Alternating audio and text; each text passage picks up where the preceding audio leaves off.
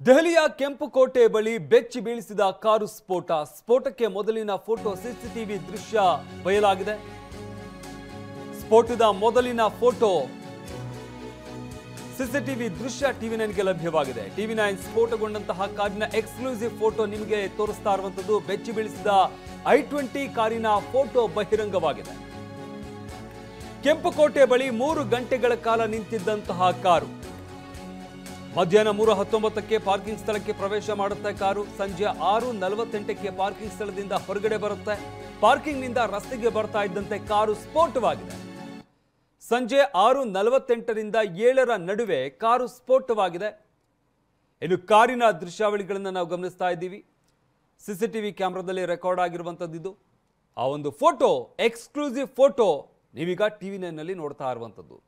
ದೆಹಲಿಯ ಕೆಂಪುಕೋಟೆಯ ಬಳಿ ಬೆಚ್ಚಿ ಬೀಳಿಸಿದಂತಹ ಕಾರಿನ ಸ್ಫೋಟ ಏನಿದೆ, ಸ್ಫೋಟಕ್ಕೆ ಮೊದಲಿನ ಫೋಟೋ ರಿವೀಲ್ ಆಗಿದೆ. ಟಿವಿ9ನಲ್ಲಿ ಸ್ಫೋಟಗೊಂಡ ಕಾರಿನ ಎಕ್ಸ್ಕ್ಲೂಸಿವ್ ಫೋಟೋ ನೀವು ನೋಡ್ತಾ ಇರುವಂಥದ್ದು. ಬೆಚ್ಚಿ ಬೀಳಿಸಿದ i20 ಕಾರಿನ ಫೋಟೋ ಈಗ ಬಹಿರಂಗವಾಗಿದೆ. ಇನ್ನು ಕೆಂಪುಕೋಟೆ ಬಳಿ 3 ಗಂಟೆಗಳ ಕಾಲ ನಿಂತಿದ್ದಂತಹ ಕಾರು 3 ಗಂಟೆಗಳ ಕಾಲ ಕೆಂಪುಕೋಟೆಯ ಬಳಿನೇ ನಿಂತಿತ್ತು.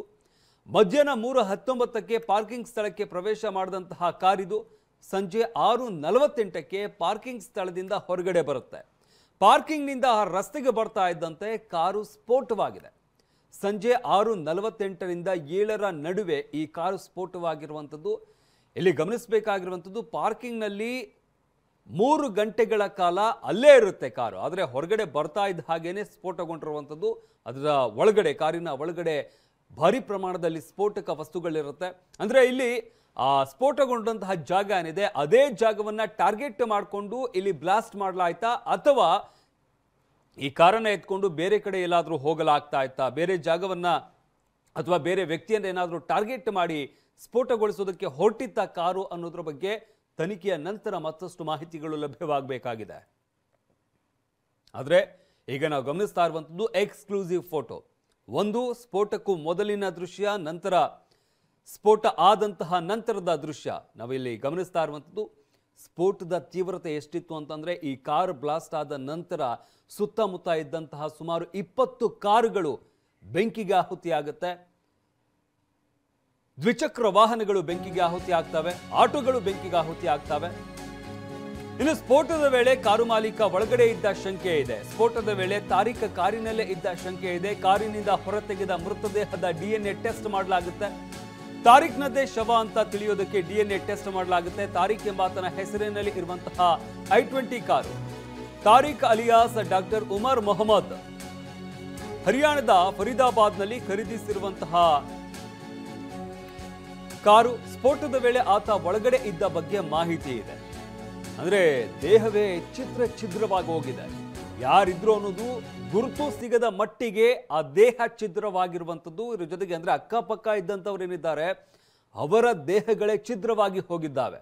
ಅಂಥದ್ರಲ್ಲಿ ಕಾರಿನ ಒಳಗಡೆ ಇದ್ದಂತಹ ವ್ಯಕ್ತಿ, ಆತನ ದೇಹವು ಕೂಡ ಸಂಪೂರ್ಣವಾಗಿ ಛಿದ್ರವಾಗಿ ಹೋಗಿದೆ. ಆತ ಯಾರು ಅನ್ನೋದನ್ನು ಗುರುತು ಸಿಗದ ಮಟ್ಟಿಗೆ ಆ ದೇಹ ಛಿದ್ರವಾಗಿರುವಂಥದ್ದು. ಅದರಿಂದಾಗಿ DNA ಮುಖಾಂತರ ಕಾರಿನ ಒಳಗಡೆ ಇದ್ದದ್ದು ಯಾರು ಅನ್ನೋದ್ರ ಬಗ್ಗೆ ಪರಿಶೀಲನೆ ನಡೆಸಲಾಗುತ್ತೆ. ಇನ್ನು ಕಾರಿನ ಮಾಲೀಕ ಒಳಗಡೆ ಇದ್ದಂತಹ ಶಂಕೆ ಇದೆ. ಸ್ಫೋಟದ ವೇಳೆ ತಾರಿಕ್ ಕಾರಿನಲ್ಲೇ ಇದ್ದಂತಹ ಶಂಕೆ ವ್ಯಕ್ತವಾಗ್ತಾ ಇದೆ. ಕಾರಿನ ಆ ಮೃತದೇಹವನ್ನ ಕಾರಿನ ಒಳಗಿನಿಂದ ಹೊರತೆಗೆಯಲಾಗಿರುವಂಥದ್ದು. ಮೃತದೇಹದ DNA ಟೆಸ್ಟ್ ಮಾಡಲಾಗುತ್ತೆ. ತಾರಿಕ್ನದೇ ಶವ ಅಂತ ತಿಳಿಯುವುದಕ್ಕೆ DNA ಟೆಸ್ಟ್ ಮಾಡಲಾಗುತ್ತೆ. ತಾರಿಕ್ ಎಂಬಾತ ಆತನ ಹೆಸರಿನಲ್ಲೇ ಇರುವಂತಹ i20 ಕಾರಿದ್ದು. ಮೂಲತಃ ಪುಲ್ವಾಮಾ ಬಳಿಯವರು ಇವರು. ತಾರಿಕ್ ಈತನ ಪತ್ತೆಗಾಗಿ ಶೋಧವನ್ನು ನಡೆಸಲಾಗ್ತಾ ಇರುವಂಥದ್ದು. ಒಂದ್ ಕಡೆ ಈಗಾಗಲೇ ಆತನ ಅಡ್ರೆಸ್ ಏನಿದೆ, ಕಾಶ್ಮೀರದಲ್ಲಿ ಆತ ಇದ್ದಾನೆ ಅಂತ ಏನು ಹೇಳಲಾಗ್ತಾ ಇತ್ತು, ಅಲ್ಲಿಗೆ ದೆಹಲಿಯ ಒಂದು ಪೊಲೀಸ್ ತಂಡ ರಾತ್ರಿನೇ ಹೊರಟಿತ್ತು. ಆದರೆ ಆತ ಕಾರಿನ ಒಳಗಡೆನೇ ಇದ್ನ ಅನ್ನೋದ್ರ ಬಗ್ಗೆ ಕೂಡ ಸದ್ಯಕ್ಕೆ ತನಿಖೆನ ನಡೆಸಲಾಗ್ತಾ ಇದೆ. ಅಂದ್ರೆ ಒಳಗಡೆ ಇದ್ದಂಥ ಮೃತದೇಹ ಏನಿದೆ, ಆ ಮೃತದೇಹವನ್ನು ಹೊರಗಡೆ ತೆಗೆದು ಅದರ DNA ಟೆಸ್ಟ್ ಮಾಡಲಾಗುತ್ತೆ. ಅದಾದ ನಂತರ ಮತ್ತಷ್ಟು ಮಾಹಿತಿಗಳು ಲಭ್ಯವಾಗಬೇಕಾಗಿದೆ. ಇನ್ನು ದೆಹಲಿಯ ಕೆಂಪುಕೋಟೆ ಬಳಿ ಕಾರು ಡೆಡ್ಲಿ ಸ್ಫೋಟವಾಗಿದೆ. 8 ಮಂದಿ ಬಲಿಯಾಗಿದ್ದಾರೆ. 20ಕ್ಕೂ ಹೆಚ್ಚು ಜನರಿಗೆ ಗಾಯ ಆಗಿದೆ. ದೆಹಲಿ ಸ್ಫೋಟದ ಒಂದೊಂದು ದೃಶ್ಯವೂ ಕೂಡ ರಣಭೀಕರ. ಸ್ಫೋಟದ ತೀವ್ರತೆಗೆ ಮೃತದೇಹಗಳು ಛಿದ್ರವಾಗಿದ್ದಾವೆ. 15ರಿಂದ 20 ಅಡಿ ದೂರಕ್ಕೆ ಹಾರಿ ಬಿದ್ದ ದೇಹದ ಭಾಗಗಳು. ಸ್ಫೋಟದ ತೀವ್ರತೆಗೆ ದಿಕ್ಕೆಟ್ಟು ಓಡಿದ ನೂರಾರು ಜನ, ಕಾಪಾಡಿ ಕಾಪಾಡಿ ಅಂತ ನೂರಾರು ಜನ ಓಡ್ತಾ ಇರುವಂತಹ ದೃಶ್ಯಾವಳಿಗಳು ಸಿಸಿಟಿವಿಯಲ್ಲಿ ಸೆರೆಯಾಗಿದೆ. ಎದೆ ಝಲ್ಲೆನಿಸುವಂತಹ ದೃಶ್ಯಾವಳಿಗಳು ಸಿಸಿ ಕ್ಯಾಮೆರಾದಲ್ಲಿ ರೆಕಾರ್ಡ್ ಆಗಿದೆ.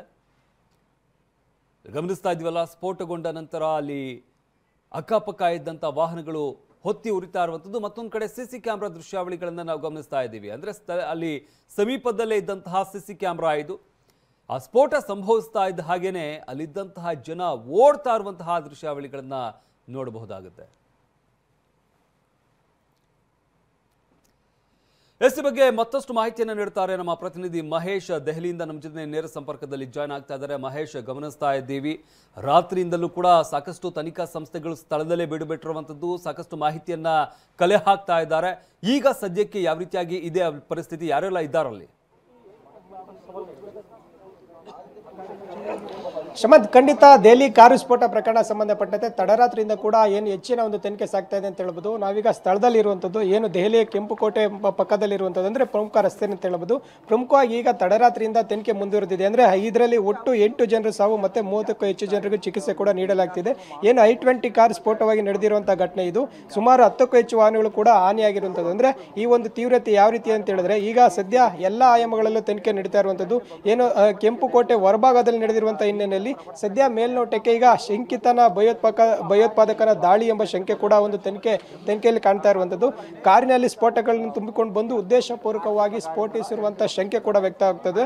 ಮತ್ತೊಂದು ಕಡೆ ಏನೋ ಒಂದು ಈ ಒಂದು ದಾಳಿ ಫಿದಾಯಿನ್ ದಾಳಿ ಶೈಲಿಯ ಕಾರ್ಯಾಚರಣೆ ಎಂಬ ಅನುಮಾನ ಕೂಡ ಮೂಡ್ತಾ ಇರುವಂಥದ್ದು. ಅಂದ್ರೆ ಆತ್ಮಾಹುತಿ ದಾಳಿ ಎಂಬ ಶಂಕೆ ಕೂಡ ವ್ಯಕ್ತ ಆಗ್ತದೆ. ಯಾಕಂದ್ರೆ ನಿನ್ನೆ ಮಧ್ಯಾಹ್ನ ಸುಮಾರಿಗೆ 3 ಗಂಟೆ ಸುಮಾರಿಗೆ ಕಾರನ್ನ ಪಾರ್ಕಿಂಗ್ ಇದರಲ್ಲಿ ತಂದು ನಿಲ್ಲಿಸಿ ಮತ್ತೆ ಸಂಜೆ 6:45 ಬಳಿಕ ಒಂದು ಕಾರನ್ನ ಚಾಲನೆಯಲ್ಲಿ ಇಟ್ಕೊಂಡು ಬಂದು ಸ್ಫೋಟ ಮಾಡಿರುವಂಥದ್ದು ಕೂಡ ಇಲ್ಲಿ ತನಿಖೆಯಲ್ಲಿ ಗೊತ್ತಾಗ್ತಾ ಇರುವಂಥದ್ದು. ಇದು ಉದ್ದೇಶಪೂರ್ವಕವಾಗಿ ಬಳಸಲಾಗಿರುವಂತಹ ಕೃತ್ಯ ಅನ್ನೋದು ಕೂಡ ಗೊತ್ತಾಗ್ತಾ ಇದೆ. ಈಗ ಸದ್ಯ ಏನು ಪೊಲೀಸರು FIR ದಾಖಲಿಸಿಕೊಂಡು ಎಲ್ಲ ಆಯಾಮಗಳಲ್ಲಿ ತನಿಖೆ ಕೂಡ ಮಾಡ್ತಾ ಇರುವಂಥದ್ದು. ಮತ್ತೆ ಈಗಾಗಲೇ ಕಾರ್ ಕೂಡ ಒಂದು ಪತ್ತೆಯಾಗಿರುವಂಥದ್ದು. ಸುಮಾರು ಒಂದು ದೆಹಲಿ ಪೊಲೀಸರಿಂದ 12ಕ್ಕೂ ಹೆಚ್ಚು ಸ್ಥಳಗಳಲ್ಲಿ ದಾಳಿ ನಡೆಸಿ ಒಂದು ಕಾರನ್ನ ಎಲ್ಲಿ ಬಂತು ಮತ್ತೆ ಯಾರು ತಂದ್ರು ಅನ್ನೋದು ಕೂಡ ಗೊತ್ತಾಗ್ತಾ ಇರುವಂಥದ್ದು. ಪ್ರಮುಖವಾಗಿ ಇದು ಹರಿಯಾಣದ ಫರೀದಾಬಾದ್ನಿಂದ ಖರೀದಿಸುವಂತಹ ಏನು ಒಂದು ಕಾರ್ ಅನ್ನೋದು ಕೂಡ ಗೊತ್ತಾಗ್ತಾ ಇದೆ. ಈಗ ಪುಲ್ವಾಮಾದ ನಂಟು ಕೂಡ ಈ ಒಂದು ಕಾರಿಗೆ ಇರುವಂಥದ್ದು. ಅಂದ್ರೆ ಅಲ್ಲಿ ಇರುವಂತಹ ವ್ಯಕ್ತಿ ಅಂದ್ರೆ ತಾರಿಕ್ಗೆ ಸೇರಿದ ಅನ್ನೋದು ಕಾರು ಅನ್ನೋದು ಕೂಡ ಗೊತ್ತಾಗ್ತಾ ಇದೆ. ಅಂದ್ರೆ ಓನರ್ ಬೇರೆ ಹೆಸರಲ್ಲಿ ಇದ್ರು ಕೂಡ ಅಲ್ಲಿಂದ 3ನೇ ವ್ಯಕ್ತಿಗೆ ಕಾರು ಸೇರಿದೆ ಅನ್ನೋದು ಕೂಡ ಗೊತ್ತಾಗ್ತಾ ಇದೆ. ಮತ್ತೊಂದು ಕಡೆ ಈಗ ಮೊನ್ನೆ ಅಷ್ಟೇನೆ ಏನು ಆ ಸ್ಫೋಟಗಳನ್ನ ವಶಕ್ಕೆ ಪಡಿಸಿಕೊಂಡು 4 ಶಂಕಿತರನ್ನ ಏನು ವಶಕ್ಕೆ ಪಡೆದು ವಿಚಾರಣೆ ಕೂಡ ಮಾಡಿದ್ರು. ಅದರಲ್ಲಿ 2 ವೈದ್ಯರು ಕೂಡ ಇರುವಂಥದ್ದು. ಈ 2 ವೈದ್ಯರ ಜೊತೆಗೆ 3ನೇ ವೈದ್ಯ ಇದ್ದ ಅನ್ನೋದು ಕೂಡ ಗೊತ್ತಾಗ್ತಾ ಇರುವಂಥದ್ದು. ಆತನ ಕೃತ್ಯ ಇರಬಹುದು ಅನ್ನೋದು ಕೂಡ ಈಗ ತನಿಖೆಯಲ್ಲಿ ಗೊತ್ತಾಗ್ತಾ ಇದೆ. ಸ್ಥಳದಲ್ಲಿ NIA ಆಗಿರ್ಬೋದು, NSG ಆಗಿರ್ಬೋದು ಮತ್ತೆ FSL ತಂಡ ಈಗಾಗಲೇ ಏನು ರಾತ್ರಿಯಿಂದನೂ ಕೂಡ ನಿರಂತರವಾಗಿ ಒಂದು ಪರಿಶೀಲನೆಯಲ್ಲಿ ಮಾಡ್ತಾ ಇದ್ದಾರೆ. ನಾವು ದೃಶ್ಯದಲ್ಲಿ ನೋಡಬಹುದಾಗಿದೆ.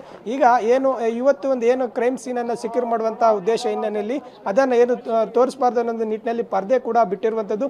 ಸಾಕಷ್ಟು ತನಿಖೆ ಕೂಡ ನಡೀತಾ ಇದೆ ಅಂತ ಹೇಳ್ಬೋದು. ಈ ಪರ್ದೆ ಹಿಂದೆ ಏನು ಒಂದು ಕಾರು ಹುಂಡೈ ಕಾರ್ ಏನು ಸ್ಫೋಟ ಆಗಿತ್ತು ಅದು ಕೂಡ ಅಲ್ಲೇ ಇರುವಂಥದ್ದು ಕೂಡ ನಾವು ದೃಶ್ಯದಲ್ಲಿ ನೋಡಬಹುದಾಗಿದೆ.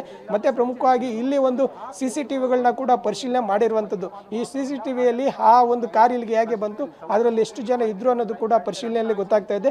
ಶಂಕಿತ ಏನು ಒಂದು ಭಯೋತ್ಪಾದಕ ಇದ್ದ ಅನ್ನೋದು ಕೂಡ ಗೊತ್ತಾಗ್ತಾ ಇದೆ. ಮತ್ತೆ ಏನು ಈಗಾಗಲೇ ಆ ವೈದ್ಯರು ಏನು ಅರೆಸ್ಟ್ ಆಗಿದ್ರು ಅದ್ರ ಜೊತೆಗೆ 3ನೇ ವ್ಯಕ್ತಿ ಪರಾರಿಯಾಗಿದ್ದ. ಆತನನ್ನ ಏನು ವಶಕ್ಕೆ ಪಡೆಯುವಂತ ಏನು ಪ್ರಯತ್ನ ಕೂಡ ಮಾಡಿದ್ರು, ಆತ ಸಿಕ್ಕಿರಲಿಲ್ಲ. ಸದ್ಯ ಆತನೇ ಇಲ್ಲಿ ಏನು ಸ್ಫೋಟ ಮಾಡಿರ್ಬೋದು ಅನ್ನೋದು ಕೂಡ ಈಗ ಗುಪ್ತಚರ ಅಧಿಕಾರಿಗಳು ಕೂಡ ಮಾಹಿತಿ ನೀಡ್ತಾ ಇದ್ದಾರೆ. ಇವತ್ತು ಈಗಾಗಲೇ ಕೇಂದ್ರ ಗೃಹ ಸಚಿವರಾದಂತಹ ಅಮಿತ್ ಶಾ ಅವರು ಕೂಡ ಮತ್ತೆ ಜೊತೆಗೆ ಏನು ಪ್ರಧಾನಿ ನರೇಂದ್ರ ಮೋದಿ ಅವರು ಕೂಡ ಒಂದು ಉನ್ನತ ಮಟ್ಟದ ಸಭೆ ಕೂಡ ಕರೆದಿರುವಂಥದ್ದು. ಈ ಎಲ್ಲ ವಿಚಾರಗಳು ಕೂಡ ಚರ್ಚೆ ಮಾಡುವಂಥ ಸಾಧ್ಯತೆ ಇರುವಂಥದ್ದು. ಯಾಕಂದ್ರೆ ಇದು ಹೇಳಿ ಕೇಳಿ ಜನನಿಬಿಡ ಪ್ರದೇಶವಾದಂಥ ಕಾರಣ ಪಕ್ಕ ಪ್ಲಾನ್ ಮಾಡಿ ಪಕ್ಕ ಟೈಮಿಂಗ್ಸ್ ಅಲ್ಲಿ ಹೆಚ್ಚಾಗಿ ಜನರು ಓಡಾಡುವಂಥ ಸಂದರ್ಭದಲ್ಲಿ ಬಂದು ಸ್ಫೋಟ ಮಾಡಿರ್ಬೋದು ಅನ್ನೋದು ಕೂಡ ಗೊತ್ತಾಗ್ತಾ ಇದೆ. ಈಗ ಅದರಲ್ಲಿ ಆತ್ಮಾಹುತಿ ದಾಳಿ ಎಂಬುದು ಕೂಡ ಮೇಲ್ನೋಟಕ್ಕೆ ಶಂಕೆ ವ್ಯಕ್ತ ಆಗ್ತಾ ಇದೆ. ಯಾಕಂದ್ರೆ ಈಗ FSL ಏನು ಅಧಿಕಾರಿಗಳ ಮಾಹಿತಿ ಪ್ರಕಾರ ಇಲ್ಲಿ ಯಾವುದೇ ರೀತಿಯ ಒಂದು ಏನು IED ಇಂದ ಬ್ಲಾಸ್ಟ್ ಆಗಿಲ್ಲ ಅನ್ನೋದು ಕೂಡ ಗೊತ್ತಾಗ್ತಾ ಇದೆ. ಯಾಕಂದ್ರೆ ಅಲ್ಲಿ ಏನಾದರೂ ಬ್ಲಾಸ್ಟ್ ಆಗಿದ್ರೆ ಯಾವುದೇ ಒಂದು ಏನು ಲೋಹದ ತುಣುಕುಗಳು ಕೂಡ ಪತ್ತೆಯಾಗಿಲ್ಲ. ಈ ನೆಲೆಯಲ್ಲಿ ಎಲ್ಲ ಆಯಾಮಗಳಲ್ಲಿ ತನಿಖೆ ಮಾಡ್ತಾ ಇದೆ. ಒಟ್ಟಾರೆ ಇವತ್ತು ಏನೀಗ ಇನ್ನು ಮತ್ತಷ್ಟು ತನಿಖೆ ಚುರುಕಾಗ್ತಾ ಇರುವಂಥದ್ದು. ಈಗ ಶಂಕಿತರನ್ನ ವಶಕ್ಕೆ ಪಡೆದು ವಿಚಾರಣೆ ಕೂಡ ಮಾಡ್ತಾ ಇರುವಂಥದ್ದು. ಶಮಂತ್, ಧನ್ಯವಾದ ಮಹೇಶ್, ನಿಮ್ಮೆಲ್ಲ ಮಾಹಿತಿಗಾಗಿ.